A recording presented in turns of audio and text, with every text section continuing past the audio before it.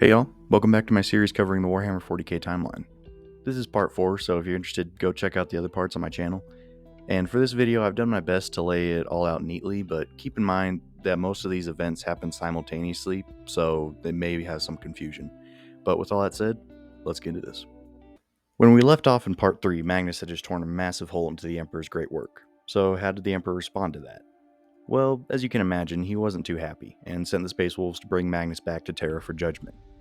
However, Horus would intercept this message and instead tell Leman Russ to kill Magnus and destroy Prospero, which he would do. Russ and Magnus would duel, which ended with Magnus getting shattered by the Wolf King and fleeing into the Warp, removing the Thousand Sons for a lot of the upcoming heresy. Meanwhile, with the War Master having purged the traitor legions of their loyalist elements on the world of Isstvan V, he continued down the path Chaos had laid for him. Those legions that he knew would not join him, such as the White Scars, Dark, and Blood Angels, were dispatched to faraway stations, where they wouldn't be able to interfere. With the War Master's deal with the Fabricator General of Mars, a massive civil war had begun on the planet, with a lot of resources being lost in the process. But not all was going according to plan. Horus had believed that Fulgrim could sway Ferrus Manus to the traitor's cause, but he was unsuccessful. Horus then moved his forces to the world of Isstvan V, where a massive trap was laid for the Loyalists. Meanwhile, Nathaniel Garrow of the Death Guard, after escaping Isstvan III, made his way to Terra to warn the Emperor. He would be met by Rogel Dorn, who had almost killed Garrow for suggesting Horus was a traitor, but he was eventually convinced. Having heard of the Isstvan III massacre, the Salamanders, Raven Guard, and Iron Hands legions moved to Isstvan V to destroy the Death Guard, Sons of Horus, Emperor's Children, and World Eaters legions. And as the Loyalists battled, the Word Bearers, Iron Warriors, Night Lords, and Alpha Legion arrived and revealed that they too were traitors. The three Loyalist legions upon Isstvan V were shattered by the traitors, with most of the legions being destroyed. Vulcan was captured by Conrad Kurz, Corvus Corax was stuck for weeks fighting guerrilla-style wars, and Ferrus Manus was killed by Fulgrim, who soon after devoted himself to Slaanesh. After this, Fulgrim would take Perturabo looking for something called the Angel Exterminatus, which was all actually just a ruse for Fulgrim to ascend to become a demon of Slaanesh. Since Horus wasn't able to get the Iron Hands Legion to join him, he instead sent Mortarion to convince Jagatai Khan to join the traitors.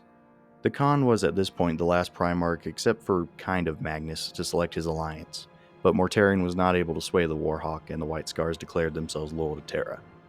The Death Guard then shifted gears and began a campaign against the White Scars, which lasted most of the heresy. Jagatai was eventually able to escape and began making his way toward Terra, though.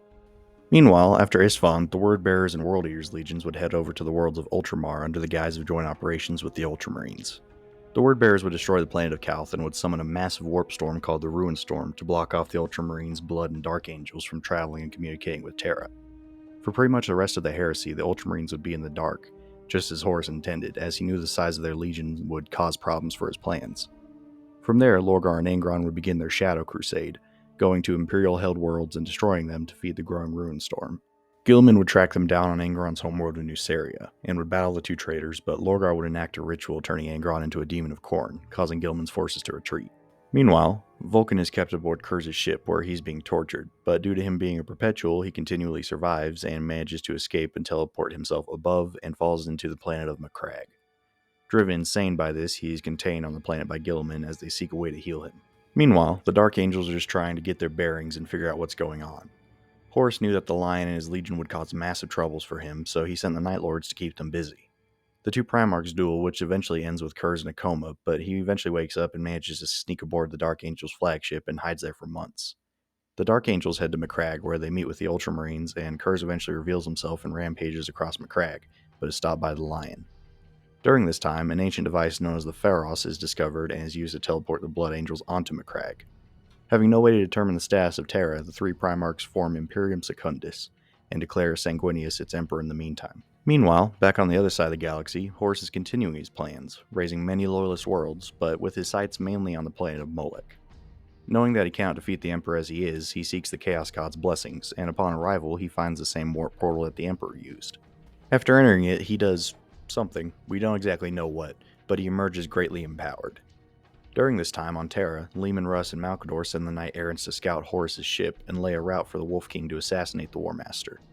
The Knights are mostly successful in this, but do eventually get caught, but manage to escape. And throughout all this time on Terra, due to Magnus' folly, the Emperor is stuck on the Golden Throne, holding back waves of demons from pouring across the world, with his Custodes and Sisters of Silence battling within the Webway.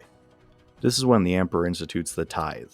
where the Golden Throne was fed 1,000 Psyker souls, which allowed him to leave the throne for a day.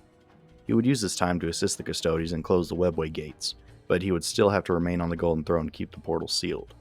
Rogal Dorn is put in charge of preparing Terra for the coming siege, and begins setting up defenses throughout the whole of the Sol system. The Alpha Legion eventually arrive at Pluto and attack the Imperial Fists, but the battle ended with Alfarius seemingly being killed by Dorn, which caused the Alpha Legion to largely withdraw from the rest of the heresy. And shortly after this, the White Scars arrive on Terra and begin assisting the Imperial Fists. Meanwhile, back in Imperium Secundus, Vulcan manages to escape and beat Kurz, but is killed by an agent of the Cabal with an Athane dagger. But the 3 other Primarchs come to learn that the Emperor still lives and Terra still stands, and so dissolve their group and begin making their way there. They manage to break through the Ruin Storm, but on the other side of it, they find traitor blockades. They agree that the Ultramarines and Dark Angels will hang back and distract the traitors while the Blood Angels gun their way to Terra. The Line and Gilman begin destroying traitor homeworlds seeking revenge, drawing away some forces to deal with them. Back with the Space Wolves, Leman Russ sneaks aboard the Vengeful Spirit and attacks Horus. He's able to wound the War Master, but is almost killed for his troubles, causing the Raven Guard to have to save the almost destroyed Space Wolves. Horus was wounded by the Wolf King's spear and falls into a coma, which causes some of the Primarchs to temporarily abandon his cause.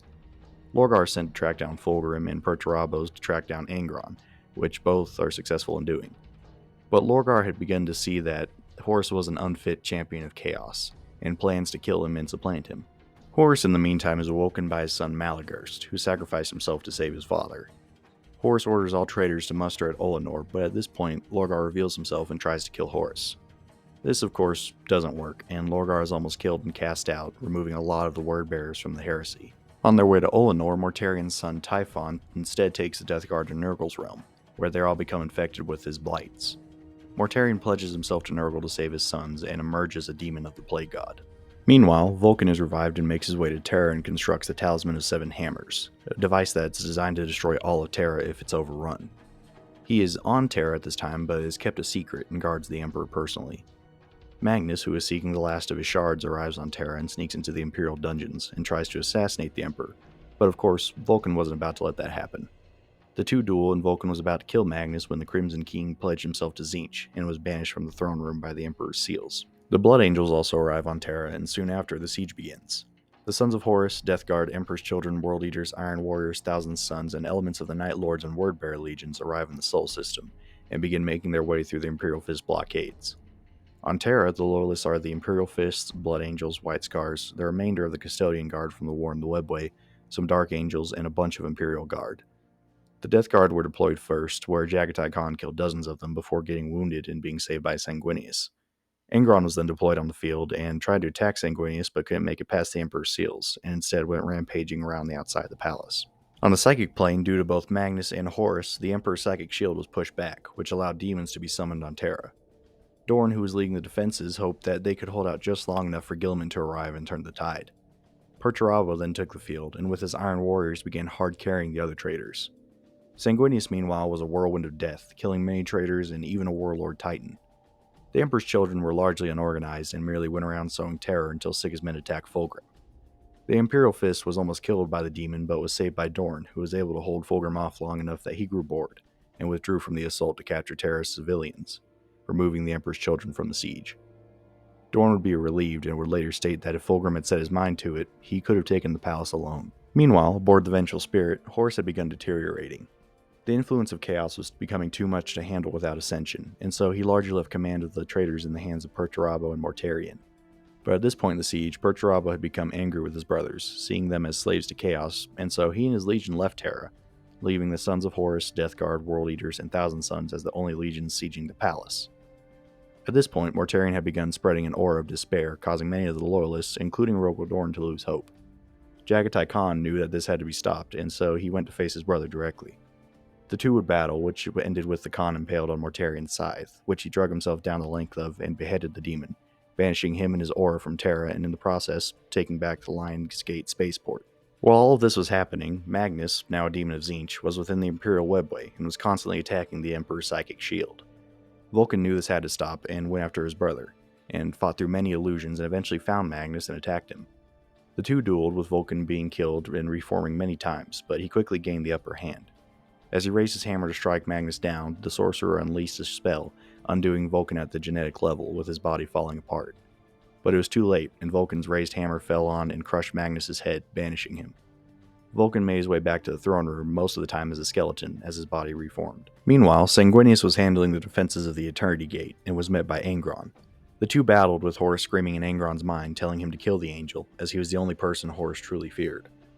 Angron would impale Sanguinius with his blade, but in turn, Sanguinius ripped out his brother's butcher's nails, banishing him back to the warp. This caused the World Eaters to break and flee from Terra, leaving only the Sons of Horus, Death Guard, and whatever demons and demonic engines they had left. The Loyalists weren't doing good, however. Most of their forces were dead, and the Khan was alive, but only barely. Dorn, Vulcan, and a badly wounded Sanguinius were the only Primarchs left in play, and they weren't doing too hot either. It was at this time that Horus lowered the Vengeful Spirit's shields, in a clear signal that he was ready for the final conflict. Horus had received word that the Ultramarines were rapidly approaching Terra, and he knew he couldn't stand a chance against them, so he bluffed, and hoped the Emperor bought it. Which he did. The Emperor stood from the Golden Throne, with Malcador the Sigillite taking his place. Together, he, Sanguinius, Dorn, and Constantine Valdor ready to teleport aboard the War Master's ship, and finish things once and for all. But that's for next time. Thanks for watching, y'all. Like and subscribe if you enjoyed the video, and comment down below what topics and characters you'd like to see me cover next. Stay tuned for part 5, and be sure to check out my community tab where I'm currently running weekly Primarch battle brackets. And with all that said, I'll see y'all later.